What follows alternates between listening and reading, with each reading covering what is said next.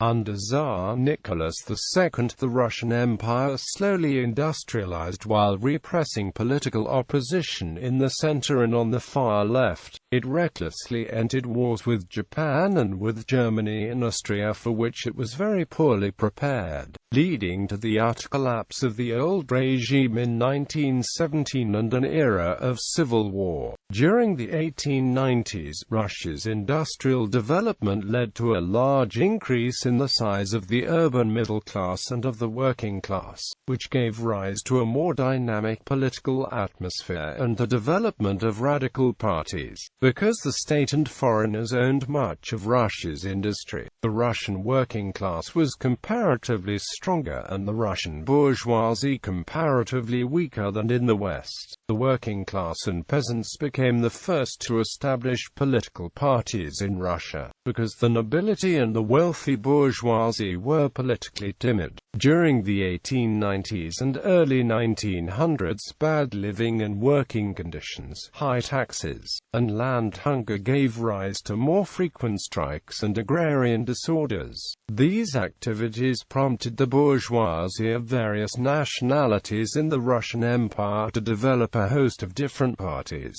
both liberal and conservative. By 1914, 40% of Russian workers were employed in factories of 1,000 workers or more. 42% worked in businesses of 100 to 1,000 workers, and 18% in businesses of 100 workers or less. Politically, anti-establishment forces organized into competing parties. The liberal elements among the industrial capitalists and nobility, who believed in peaceful social reform and a constitutional monarchy, founded the Constitutional Democratic Party of Cadets in 1905. Radical factions had their own parties. The workers in major cities revolted in 1905, with widespread strikes and mutinies. The Tsar barely kept control. He promised an elective parliament and the revolt subsided. The Tsar then dissolved the Duma. He turned to Peter Stolypin to reform the huge but sluggish economy. Foreign policy centered on an alliance with France, and involved increased meddling in Balkan affairs.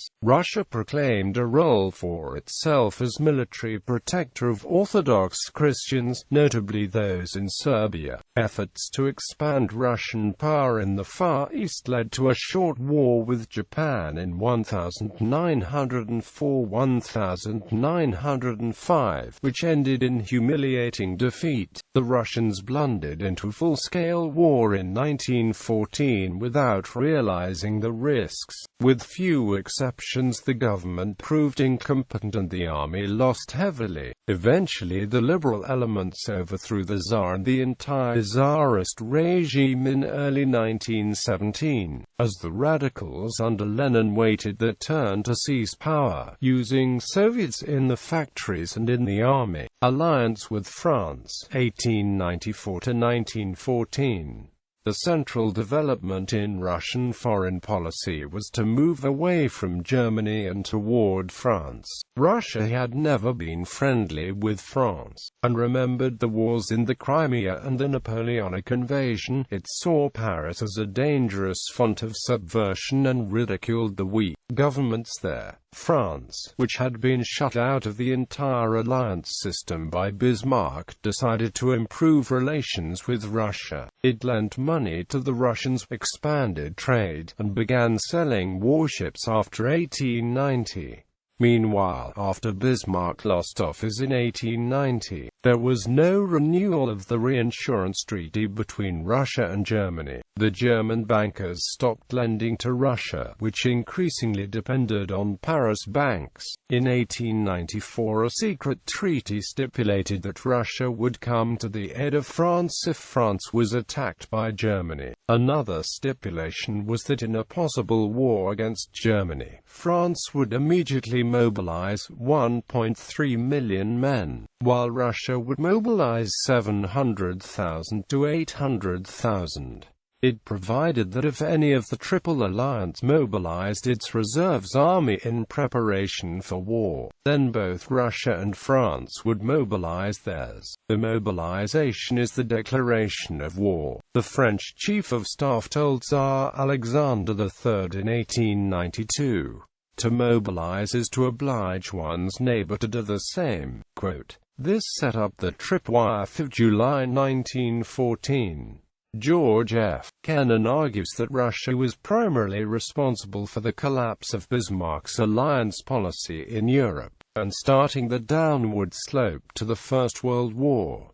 Kennan blames poor Russian diplomacy centered on its ambitions in the Balkans. Kennan says Bismarck's foreign policy was designed to prevent any major war even in the face of improved Franco-Russian relations. Russia left Bismarck's Three Emperors League and instead took up the French proposal for closer relationships on a military alliance, imperialism in Asia and the Russo-Japanese War. Russia gained room to maneuver in Asia because of its alliance with France and the growing rivalry between Britain and Germany. By 1895, Germany was competing with France for Russia's favor, and British statesmen hoped to negotiate with the Russians to demarcate spheres of influence in Asia. This situation enabled Russia to intervene in northeastern Asia after Japan's victory over China in 1895. In the negotiations that followed, Japan was forced to make concessions in the Liaodong Peninsula and Port Arthur in southern Manchuria. The next year, Sergei Witt used French capital to establish the Russo-Chinese Bank. The goal of the bank was to finance the construction of a railroad across northern Manchuria and thus shorten the Trans-Siberian Railway. Within 2 years, Russia had acquired leases on the Liaodong Peninsula and Port Arthur and had begun building a trunk line from Harbin in central Manchuria to Port Arthur on the coast.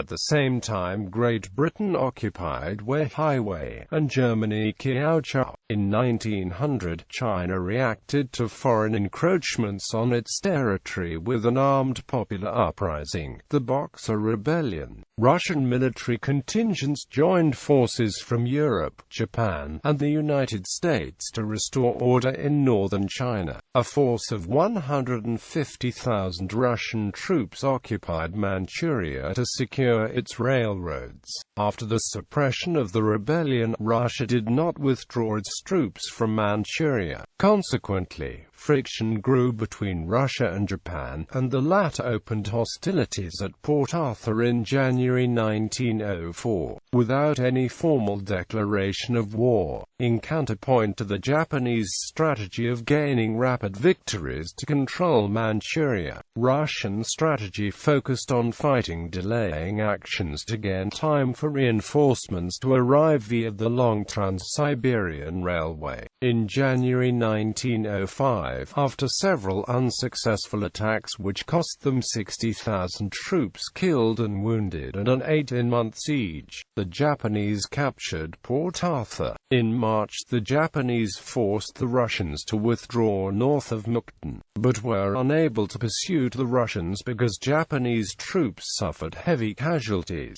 Because strategically the possession of the city meant little, the final victory was dependent on the navy. In May, at the Tsushima Straits, the Japanese destroyed Russia's last hope in the war, a fleet assembled from the navy's Baltic and Mediterranean squadrons. Theoretically, Russian army reinforcements could have driven the Japanese from the Asian mainland, but revolution at home and diplomatic pressure forced the Tsar to seek peace. Russia accepted mediation by United States President Theodore Roosevelt, ceded southern Sakhalin Island to Japan, and acknowledged Japan's ascendancy in Korea and southern Manchuria. Influence of agriculture. Russia's systems for agricultural production influenced the attitudes of peasants and other social groups to reform against the government and promote social changes. At the beginning of the 20th century, agriculture constituted the single largest sector of the Russian economy, producing approximately 1/2 of the national income and employing 2/3 of Russia's population. This illustrates the tremendous role peasants played economically, thus making them detrimental to the revolutionary ideology of the populist and social democrats. At the end of the 19th century, Russian agriculture as a whole was the worst in Europe. The Russian system of agriculture lacked capital investment and technological advancement. Livestock productivity was notoriously backwards, and the lack of grazing land such as meadows forced livestock to graze in fallow and cultivated land. Both the crop and livestock system failed to be adequate to withstand the Russian winters. During the Tsarist rule, the agricultural economy diverged from subsistence production to production directly for the market. Along with the agricultural failures, Russia had a rapid population growth, railroads expanded across farmland, and inflation attacked the price of commodities.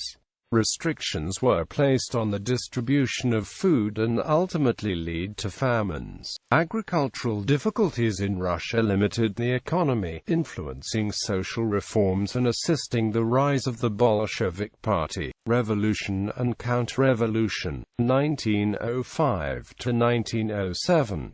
The Russo-Japanese War accelerated the rise of political movements among all classes and the major nationalities, including propertied Russians. By early 1904, Russian liberal activists from the Zemstvia and from the professions had formed an organization called the Union of Liberation. In the same year, they joined with Finns, Poles, Georgians, Armenians, and Russian members of the Socialist Revolutionary Party to form an anti-autocratic alliance. The Revolution of 1905, an unprecedented empire-wide social and political upheaval, was set in motion by the violent suppression on January 9 in St. Petersburg of a mass procession of workers, led by the radical priest Georgy Gapon, with a petition for the Tsar. Bloody Sunday was followed nationwide by workers' and students' strikes, street demonstrations, spates of vandalism and other periodic violence,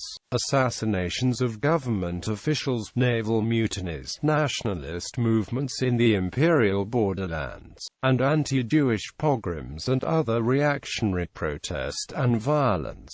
In a number of cities, workers formed Soviets, or councils. At the end of the year, armed uprisings occurred in Moscow, the Urals, Latvia, and parts of Poland. Activists from the Zemstvia and the Broad Professional Union of Unions formed the Constitutional Democratic Party, whose initials lent the party its informal name, the Cadets. Some upper-class and propertied activists called for compromise with opposition groups to avoid further disorders. The outcome of the revolution was contradictory. In late 1905, Nicholas agreed, somewhat reluctantly, to issue the so-called October Manifesto, which promised Russia a reformed political order and basic civil liberties for most citizens. New fundamental laws in 1906 established the Legislative State Duma, or Parliament, but also restricted its authority in many ways, not least of which was the complete lack of parliamentary control over the appointment or dismissal of cabinet ministers. Trade unions and strikes were legalized, but police retained extensive authority to monitor union activities and to close unions for engaging in illegal political activities. Press freedom was guaranteed. Those who accepted the newer arrangements formed a center-right political party, the Octobrists. Meanwhile, the cadets held out for a truly responsible ministerial government and equal, universal suffrage. Because of the political principles and continued armed uprisings, Russia's leftist parties were undecided whether to participate in the Duma elections, which had been called for early 1906. At the same time, rightist factions actively opposed the reforms. Several new monarchist and proto-fascist groups also arose to subvert the new order. Nevertheless, the regime continued to function through the chaotic year of 1905, eventually restoring order in the cities, the countryside, and the army. In the process, terrorists murdered hundreds of officials, and the government executed much greater number of terrorists, because the government had been able to restore order and to secure a loan from France before the First Duma met. Nicholas was in a strong position that enabled him to replace Witt with the much more conservative Petr Stolypin. The First Duma was elected in March 1906.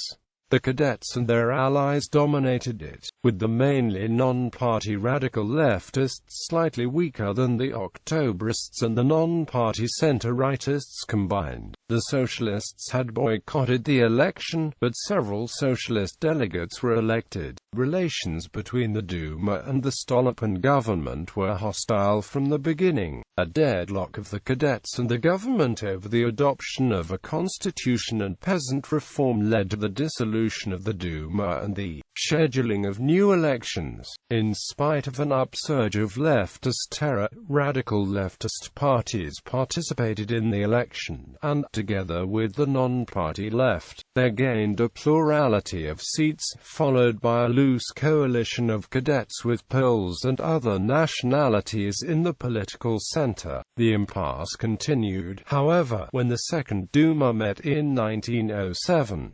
Stolypin and Kokovtsov governments. In June 1907, the Tsar dissolved the Second Duma and promulgated a new electoral law, which vastly reduced the electoral weight of lower-class and non-Russian voters and increased the weight of the nobility. This political coup had the desired short-term result of restoring order. New elections in the autumn returned a more conservative Third Duma, which Octobrists dominated.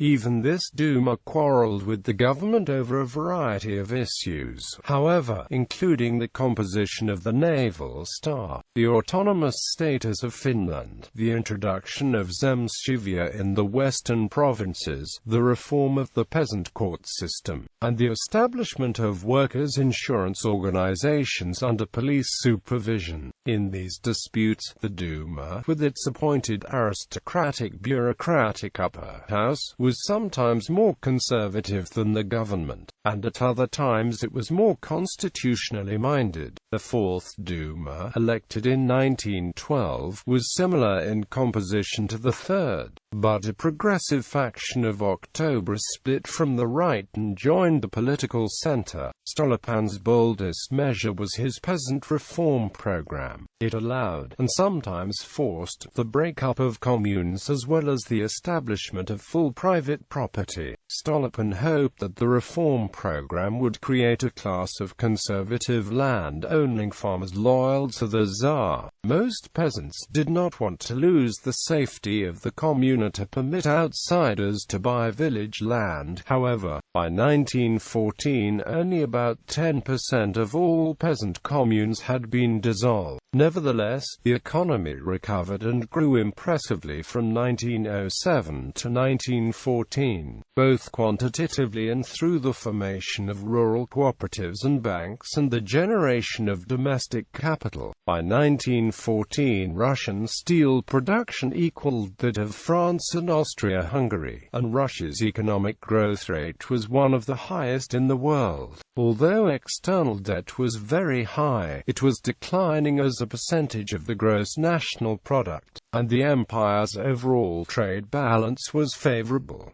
In 1911 Stolypin was assassinated by Dmitry Bogrov whilst watching an opera. Finance Minister Vladimir Kokovtsov replaced him. The cautious Kokovtsov was very able and a supporter of the Tsar, but he could not compete with the powerful court factions that dominated the government. Historians have debated whether Russia had the potential to develop a constitutional government between 1905 and 1914. The failure to do so was partly because the Tsar was not willing to give up autocratic ruler-share power. By manipulating the franchise, the government obtained progressively more conservative but less representative Duma. Moreover, the regime sometimes bypassed the conservative Duma and ruled by decree. Active Balkan policy 1906 to 1913. Russia's early Far Eastern policy required holding Balkan issues in abeyance, a strategy Austria-Hungary also followed between 1897 and 1906. Japan's victory in 1905 had forced Russia to make deals with the British and the Japanese. In 1907 Russia's new foreign minister Alexander Izvolsky concluded agreements with both nations to maintain its sphere of influence in northern Manchuria and northern Persia. Russia agreed to Japanese ascendancy in southern Manchuria and Korea, and to British ascendancy in southern Persia, Afghanistan and Tibet. The logic of this policy demanded that Russia and Japan unite to prevent the United States from establishing a base in China by organizing a consortium to develop Chinese railroads. After China's Republican Revolution of 1911, Russia and Japan recognized each other's spheres of influence in Inner Mongolia. In an extension of this reasoning, Russia traded recognition of German economic interests in the Ottoman Empire and Persia for German recognition of various Russian security interests in the region. Russia also protected its strategic and financial position by entering the informal Triple Entente with Britain and France, without antagonizing Germany. In spite of these careful measures, after the Russo-Japanese War, Russia and Austria-Hungary resumed the Balkan rivalry, focusing on the Kingdom of Serbia and the provinces of Bosnia and Herzegovina, which Austria-Hungary had occupied since 1878. In 1881 Russia secretly had agreed in principle to Austria's future annexation of Bosnia and Herzegovina, but in 1908, Izvolsky consented to support formal annexation in return for Austria's support for revision of the agreement on the neutrality of the Bosphorus and Dardanelles, a change that would give Russia special navigational rights of passage. Britain stymied the Russian gambit by blocking the revision, but Austria proceeded with the annexation. Then, backed by German threats of war, Austria-Hungary exposed Russia's weakness by forcing Russia to disavow support for Serbia. After Austria-Hungary's annexation of Bosnia and Herzegovina, Russia became a major part of the increased tension and conflict in the Balkans. In 1912 Bulgaria, Serbia, Greece, and Montenegro defeated the Ottoman Empire in the First Balkan War, but the putative allies continued to quarrel among themselves. Then in 1913, the alliance split, and the Serbs, Greeks, and Romanians defeated Bulgaria in the Second Balkan War. Austria-Hungary became the patron of Bulgaria, which now was Serbia's territorial rival in the region, and Germany remained the Ottoman Empire's protector. Russia tied itself more closely to Serbia than it had previously. The complex system of alliances and great power support was extremely unstable among the Balkan parties harboring resentments over past defeats. The Serbs maintained particular animosity toward the Austro-Hungarian annexation of Bosnia and Herzegovina. In June 1914, a Serbian terrorist assassinated Archduke Franz Ferdinand, heir to the throne of Austria-Hungary, which then held the Serbian government responsible. Austria-Hungary delivered an ultimatum to Serbia. Serbia submitted to the first two of three cases of the ultimatum. The last one, which was rejected, demanded Serbia allow 100,000 Austro-Hungarian troops to occupy the country. After Serbian rejection of the third clause of the ultimatum, Austria-Hungary responded forcefully. Russia supported Serbia. Once the Serbian response was rejected, the system of alliances began to operate automatically, with Germany supporting Austria-Hungary and France backing Russia. When Germany invaded France through Belgium as dictated by the Schlieffen Plan, the conflict escalated into a world war. Russia at war, 1914 to 1916. At the outbreak of the war, Tsar Nicholas yielded to pressure and appointed Grand Duke Nicholas as commander-in-chief of the Russian armies. The Grand Duke, a cousin of the Tsar, was competent but had no part in formulating the strategy or appointing commanders. In the initial phase of the war, Russia's offensives into East Prussia drew enough German troops from the Western Front to allow the French, Belgians, and British to stop the German advance. One of Russia's two invading armies was almost totally destroyed, however, at the disastrous Battle of Tannenberg, the same site at which Lithuanian, Polish, and Moldovan troops had defeated the German Teutonic Knights in 1410. Meanwhile, the Russians turned back an Austrian offensive and pushed into eastern Galicia, the northeastern region of the Austro-Hungarian Empire. The Russians halted a combined German-Austrian winter counteroffensive into Russian Poland, and in early 1915, they pushed more deeply into Galicia. Then in the spring and summer of that year, a German-Austrian offensive drove the Russians out of Galicia and Poland and destroyed several Russian army corps. In 1916, the Germans planned to drive France out of the war with the large-scale attack in the Verdun area. But a new Russian offensive against Austria-Hungary once again drew German troops from the west. These actions left both major fronts stable and both Russia and Germany despairing of victory, Russia because of exhaustion, Germany because of its opponent's superior resources. Toward the end of 1916, Russia came to the rescue of Romania, which had just entered the war, and extended the Eastern Front south to the Black Sea. Wartime agreements among the Allies reflected the Triple Entente's imperialist aims and the Russian Empire's relative weakness outside Eastern Europe.